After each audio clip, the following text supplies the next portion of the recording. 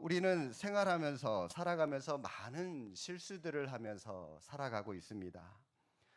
시골에서 농사를 짓는 어르신께 명품 넥타이를 선물하면 그리고 나서 그 다음에 그 집을 한번 방문하게 되면 그 넥타이로 어떻게 하고 있는지 아십니까?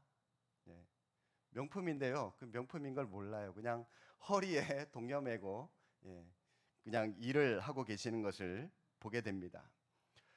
컴퓨터 사양이 아무리 좋은 최고급 컴퓨터를 아이들에게 사줘도 아이들은 그걸 가지고 활용을 잘 못합니다. 그냥 게임하는 용도로만 사용을 하죠. 화소가 아무리 좋은 카메라가 장착되고 또 여러 다양한 기능들이 탑재된 최신형 핸드폰을 사줘도 그 기능을 사용할 줄 모르는 사람은 겨우 통화하는 데만 그 핸드폰을 사용할 따름입니다. 아무리 좋은 기능이 있더라도 이용할 줄 모르면 무용지물입니다. 아무리 가치 있는 물건이라 할지라도 그 가치를 알지 못하면 아무런 소용이 없는 것과 마찬가지입니다. 믿음이라고 하는 것도 똑같은 것 같아요. 하나님이 우리에게 말할 수 없는 많은 축복과 많은 은혜를 부어 주셨음에도 불구하고 그 기능대로 사용하지 않고 또 그 가치를 깨닫지 못한다면 하나님께서 뜻하신 그 의미를 제대로 우리가 갖고 살아가지 못하는 것과 마찬가지입니다. 크리스마스가 바로 이런 은혜들 중에 하나인 것 같은데 우리는 이 크리스마스의 의미를 제대로 깨닫지 못하고 그 가치대로 사용하지도 못하고 있는 것 같습니다. 사실 우리는 알고 있어요. 지금 우리는 왜 아기 예수님이 태어나셨는지, 그분이 어떤 분인지 우리는 너무나도 잘 알고는 있습니다. 문제는 이게 그냥 우리의 머릿속에만 머물러 있는 지식적인 알미 문제라고 하는 겁니다. 그럼에도 불구하고 우리는 정작 크리스마스의 본질에 맞게 크리스마스를 보내지 못하고 있지는 않습니까? 그렇다면 이 크리스마스의 본질을 우리는 또 잘 안다고 말할 수 없을지도 모르겠습니다. 오늘 본문의 내용을 한번 들어가 보시면 요셉과 마리아, 가이사 아구스토의 명을 따라 호적하기 위해서 자기의 고향인 베들레헴으로 찾아갔습니다. 그런데 아무리 찾아다녀도 그들이 묵을 방이 없는 겁니다. 마리아의 배는 이미 만삭이 되어서 곧 해산해야 될 그런 상황입니다. 온 동네를 다 헤매다가 그들이 묵게 된 곳은 어느 여관에 딸려 있는 허름한 마구간이었습니다. 여러분, 마리아와 요셉 왜 갈 곳이 없었을까요?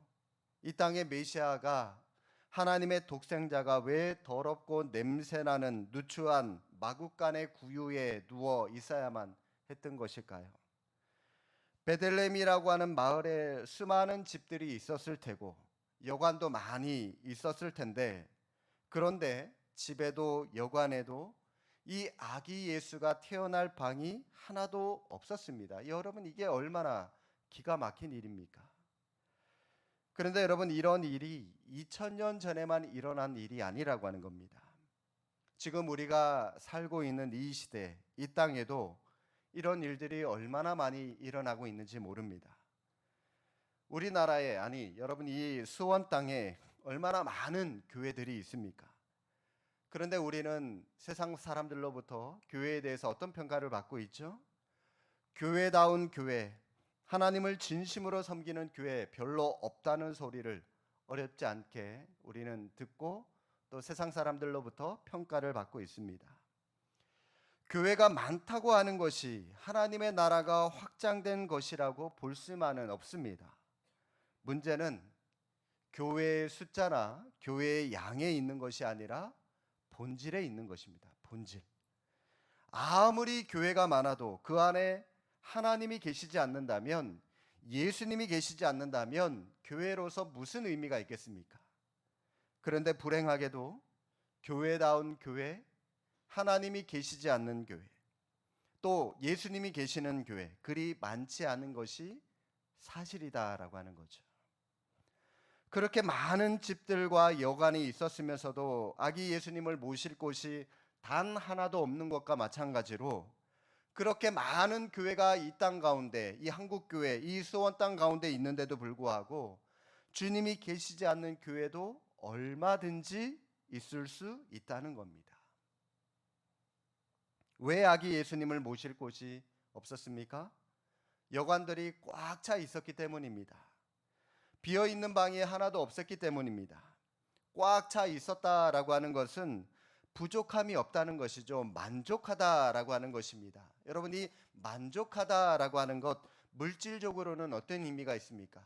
이만하면 됐다, 더 이상 필요한 것이 없다라고 하는 것을, 그런 상태를 말하는 것이고요. 지식적으로 만족하다라고 하는 것은 이 정도면 이 분야에서 최고다라고 할 그런 말을 할 수 있을 상태이고, 윤리적으로는 법 없이도 살 수 있다라고 말하는 그런 상태를 의미한다고 할 수가 있겠습니다. 이렇게 꽉 차 있는 만족스러운 사람에게 나타나는 특징은 걱정하지 않는다는 거죠. 만족스러운데 뭐가 걱정할 게 있겠습니까? 고민하지 않는다는 겁니다. 제가 예전에 즐겨 가던 냉면집이 하나가 있었는데 그 집은 항상 손님들로 가득 찼기 때문에 냉면 한 그릇 먹으려면 대기표를 받고 기다려야 할 정도로 그렇게 오래 기다려야 먹을 수 있었던 그런 냉면집입니다.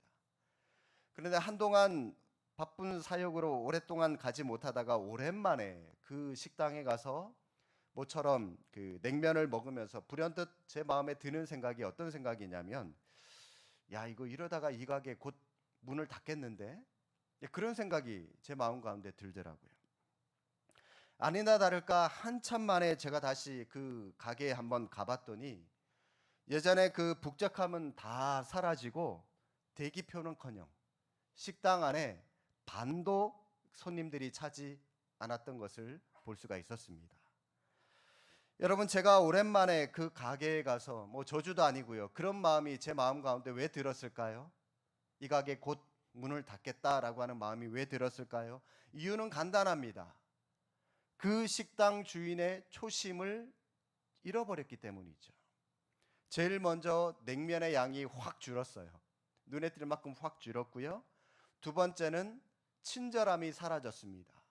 세 번째는 맛도 예전의 맛이 아니었어요. 식당이 가득 찼을 때 주인은 아무런 걱정도 아무런 고민이 없었어요. 가득 차고 너무너무 장사가 잘 되니까 걱정이 없는 거죠. 고민이 없는 거죠. 그러는 동안에 주인은 정작 중요한 것을 보지 못하게 되었던 것입니다. 오늘 본문의 여관의 주인의 입장을 한번 생각을 해보시기 바랍니다. 그는 지금 만왕의 왕이시고 역사의 주인이시고 하나님의 독생자이신 예수 그리스도가 자기의 집에서, 자기의 여관에서 태어날 그 영광의 기회를 목전에서 놓치고 말았습니다. 왜 그랬을까요? 여관의 주인이 너무 바빴기 때문이에요. 방이 모두 꽉 차 있었기 때문입니다. 지금도 여러분, 세계적인 축제가 있거나 혹은 이 휴가철 성수기가 되면은 그 도시의 모든 숙소가 뭐 빈방 없음이라고 하는 그런 것들이 나부터 있는 것과 마찬가지죠. 그때도 아마 그랬던 것 같아요. 말 그대로 빈방 없음이 곳곳에 써붙여져 있었을 겁니다. 그 마을에 있는 모든 여관의 형편들이 마찬가지였을 것 같습니다. 그런데 저는 한편으로 이런 생각도 한번 해보게 됩니다. 어쩌면 방이 있었을지도 모른다라고 하는 생각이 제 마음 한켠에 들기도 해요. 빈 방이 분명히 있었음에도 불구하고 주인은 평소보다 더 웃돈을 얹어서 손님을 받을 수 있는 그런 대목이잖아요, 그죠? 요즘에도 보면 여러분, 비수기, 성수기에서 성수기 그러면은 할증이 붙어서 더 많은 그 숙소를 제공하는 것과 마찬가지로 웃돈을 더 얹어서 손님을 받을 수 있는 그런 시기인데, 방값을 제대로 치르지도 못할 것처럼 남루하게 보이는 그들에게 어쩌면 이 주인의 입장에서는 방을 내주고 싶지 않았을지도 모릅니다. 부자처럼 보이는 사람들만 골라가지고 그 사람들에게만 방을 제공했다라고 하는 것이죠. 여관의 주인은 요셉과 마리아가 얼마나 귀한 손님인지를 알아차리지를 못했던 것입니다. 성도 여러분, 여러분에게는 예수님을 모실 빈 방이 있으신가요? 아니면 다른 것들로 가득 차서 예수님이 들어가실 방이 없는 것은 아닙니까? 결국 요셉과 마리아는 방이 없어서 마구간에 들어가게 되었고요. 마구간에서 태어나신 아기 예수님은 강보에 쌓여서 구유 안에 누이게 되었습니다. 모든 방이 다 차 있었고 구유가 비어 있었기 때문에 아기 예수님은 구유에 들어갈 수밖에 없었던 것이죠. 아기 예수가 구유에 들어가게 된 이유, 첫 번째, 구유가 비어 있었기 때문입니다. 지금도 예수님은 비어 있는 자리를 찾고 계십니다. 그런데 여러분, 우리의 마음 가운데 세상에 잡다한 것들이, 세상에 혼잡한 것들이 꽉 차 있기 때문에 예수님께서 우리의 마음을 비집고 들어올 틈이 없는 사람이 있지 않습니까? 몸이 좀 피곤할 때 버스를 타거나 지하철을 타게 되면 앉고 싶어요. 그래서 문이 채 열리기도 전에 빈자리가 있는 것을 보고 재빨리 가서 그 자리에 빨리 가서 앉으려고 걸어가고 있는데 벌써 누군가가 나보다 먼저 달려가서 앉아버리는 그런 경험을 여러분들 한두 번쯤은 다 해보셨을 겁니다. 마찬가지로 여러분이 힘들고 아파할 때 주님께서 우리의 마음 가운데 들어오셔서 우리를 위로해 주시려고, 또 어쩌면 우리 마음 가운데 오셔서 쉬시려고 그렇게 하고 계시는데, 이미 우리의 마음에는 화로, 분노로, 불평으로, 짜증으로, 원망으로 이런 세상에 잡다한 것들로 가득 채워버리면 주님이 우리 마음에 들어올 그 틈이 없는 겁니다. 주님은 혹시 빈자리가 있지 않나 열심히 찾아다니고 계신데 좀처럼 빈자리를 찾을 수가 없는 거예요. 그래서 주님은 문 밖에 서서 문을 두드리며 계시고 계시지는 않는지. 하나님께서 오늘 우리에게 비어있는 손을 내밀라고 말씀하십니다. 우리의 손에 무엇인가가 잡다한 것이 잡혀 있으면 우리는 다른 것을, 특히 하나님의 은혜를 잡을 수가 없어요. 세상의 것을 우리가 꽉 잡고 있으면 하나님께서 우리에게 손을 내밀어도 우리는 그것을 놓지 않는 이상 하나님의 손을 잡을 수가 없는 겁니다. 우리의 손에 잡혀 있는 것을 포기하고 놓아야만 하나님의 손을 우리는 잡을 수가 있는 겁니다. 그릇이 비어 있어야 그 비어 있는 그릇에 새로운 물을 담을 수 있는 것과 마찬가지입니다. 성도 여러분, 물질의 빈자리가 있으십니까? 하나님이 사랑으로 채워주실 것을 믿으시기 바랍니다. 인간관계의 빈자리가 있으십니까? 하나님이 위로해 주시며 은혜로 채워주실 것을 믿으시기 바랍니다. 빈자리가 너무 많아 걱정이십니까? 걱정하지 마십시오. 하나님께서 여러분의 빈자리에 들어오셔서 역사하실 줄로 믿으시기 바랍니다. 아기 예수님이 구유에 들어가게 된 또 다른 두 번째 이유는 구유가 깨끗하게 되었기 때문이죠. 깨끗했기 때문입니다. 마구간에 아마 여러 개의 구유들이 있었을 겁니다. 그 여러 개의 구유들 가운데 어떤 구유에 아기 예수님을 뉘었을까요? 당연히 가장 깨끗한 구유였겠죠. 디모데후서 2장 20절에 이런 말씀이 있습니다. 큰 집에는 금그릇과 은그릇뿐 아니라 나무그릇과 질그릇도 있어 귀하게 쓰는 것도 있고 천하게 쓰는 것도 있나니. 자, 그런데 이 많은 그릇들 중에 어떤 그릇을 귀하게 쓴다고 말씀하나요? 바로 그 다음 21절 말씀에 보면 이렇게 말씀합니다. 그러므로 누구든지 이런 것에서 자기를 깨끗하게 하면 쓰는 그릇이 되어 거룩하고 주인의 쓰심에 합당하며 모든 선한 일에 준비함이 되리라. 중요한 말씀은 가운데 있죠. 깨끗하게 되면, 해답은 바로 깨끗함이라는 겁니다. 깨끗함. 아기 예수가 뉘어 있는 구유는 여러 개의 구유들 중에서 가장 깨끗한 구유였을 겁니다. 무엇으로 만들어졌느냐가 아니라 깨끗함으로 준비된 구유가 바로 아기 예수님이 누릴 수 있었던 구유의 기준이라고 하는 거죠. 우리는 다 부족합니다. 어떤 사람은 금그릇과 같이 귀한 사람이 있는가 하면 어떤 사람은 나무 그릇과 같이 세상 사람들의 관점에서 형편없고 보잘것없는 그런 모습으로 이 땅을 살아가는 사람들이 있을 수 있습니다. 그러나 그럼에도 불구하고 깨끗이 준비되어 있으면 하나님이 필요하실 때 우리를 들어서 얼마든지 사용하신다는 겁니다. 깨끗하게 우리의 마음을 정결하게 준비하며 나아가는 모습, 이게 중요하다는 거죠. 구유가 있습니다. 비어 있고 깨끗한 구유가 있습니다. 그러나 여러분, 비어 있는 깨끗한 것만으로 충분하지 않습니다. 그 구유를 누가 쓰느냐, 그 구유에 누가 있느냐, 무엇이 담겨져 있느냐에 따라서 그 구유가 귀한 것이 될 수도 있고 천한 것이 될 수도 있습니다. 마태복음 12장에 보면은 어떤 한 사람에게서 귀신이 나갔습니다. 귀신이 갈 곳이 없어 돌아다니다가 자기가 나왔던 그 사람이 이렇게 되어 있어요. 성경에 보니까 비고 청소되고 수리되었거늘 자기보다 더 악한 7 귀신을 데리고 들어가서 거기에 거하게 되어 그 사람의 나중 형편이 전보다 더 심하게 되었다라고 하는 그런 이야기가 있습니다. 비고 청소되고 수리된 것만으로 충분하지 않습니다. 비우고 난 그 마음을 무엇으로 채우느냐, 이게 여러분 중요합니다. 비우고 나서 그냥 그 비어 있는 상태로 가만히 내버려 두면은 오히려 비우기 전보다 훨씬 더 나쁜 상황에 처할 수 있다는 것을 우리에게 알려주고 있는 말씀입니다. 여기에 여러분 깨끗하게 비어 있는 구유가 있습니다. 그 구유 안에 아기 예수님을 담고 있지 않으면 그 구유는 그냥 단순히 나무 조각에 불과합니다.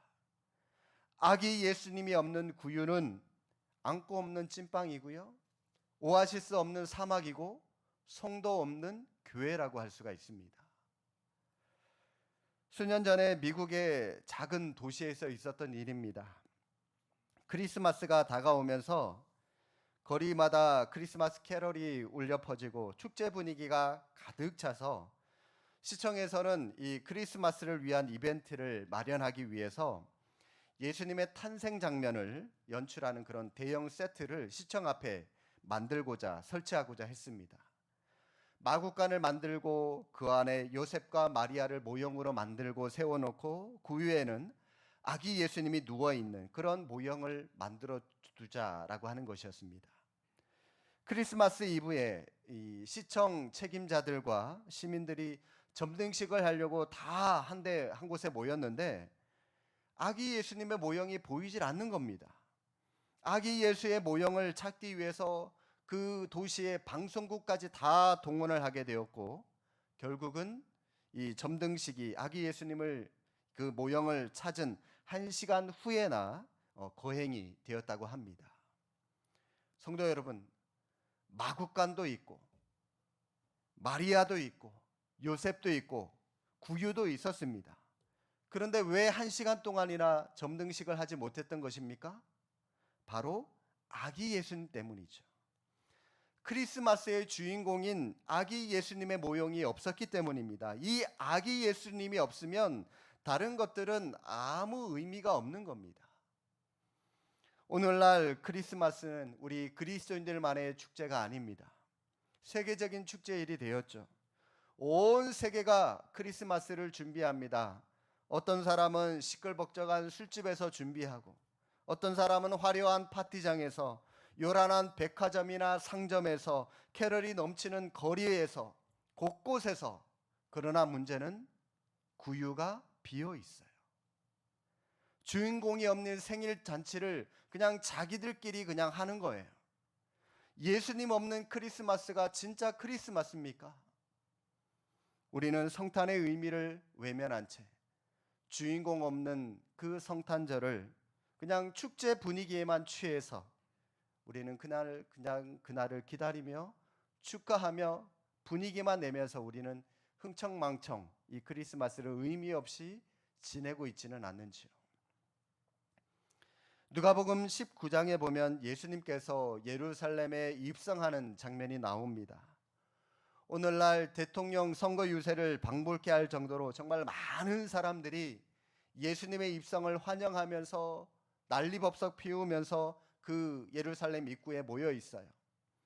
호산나 호산나 찬송하리로다 라고 외치면서 환호를 보내면서 자기 옷을 벗어서 나귀 앞에 내려놓고 사람들은 저마다 종려나무 가지를 다 흔들어 댑니다. 여러분, 여기에서 재미있는 상상을 한번 해보십시오. 나귀의 입장. 나귀가 예수님을 지금 자기 등에 태우고 길을 걸어가고 있습니다. 예루살렘 성으로 올라가고 있습니다. 사람들이 막 환호성을 지르면서 종려나무 가지를 흔들어 대요.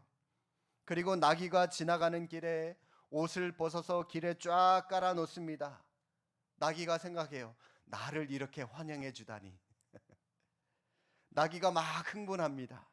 우쭐한 기분으로 막 꼬리를 살랑살랑 거리면서 그 길을 쭉 걸어가고 있는데 자기 등에 누군가가 타고 있는 것이 느껴져요. 야, 나귀가 그럽니다. 이게 뭐야?